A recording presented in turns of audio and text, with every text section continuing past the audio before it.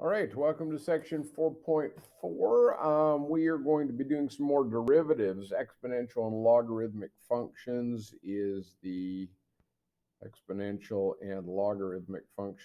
title of this section.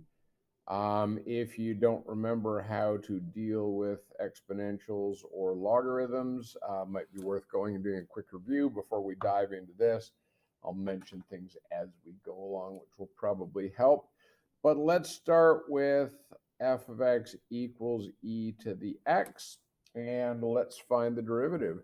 We're going to use the definition of derivative here. So we know that the derivative of e to the x equals the limit as h goes to 0 of e to the x plus h minus e to the x all divided by h. We use some exponent rules to rewrite e to the x plus h as e to the x times e to the h. And then we will be able to factor out an e to the x. So we've got e to the h minus 1 divided by h. And then because e to the x doesn't depend on h, we can just bring this out front of our limit.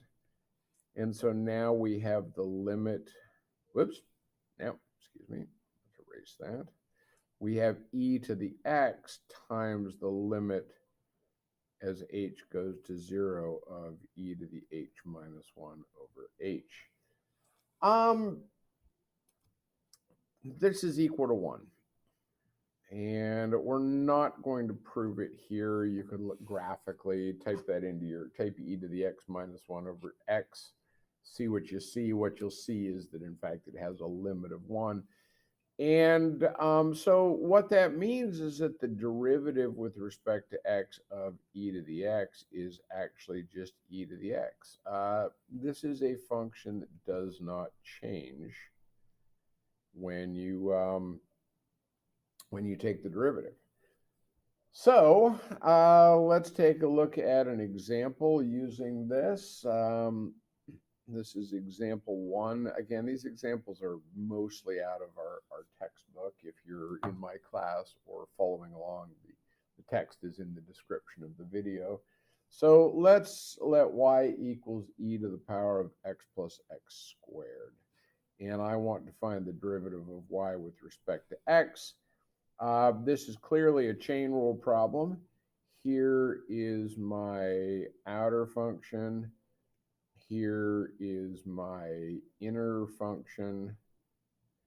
And so I'm going to take the derivative of the outer function, and that's just itself, times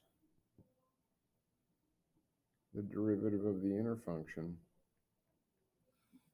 And there it is. There's the derivative. If you're in my class, if you could turn to section 4.4 and do exercise number 9, a little quick practice of what we just talked about. And I'm going to stop this video here, and we'll come back with a new function. All right.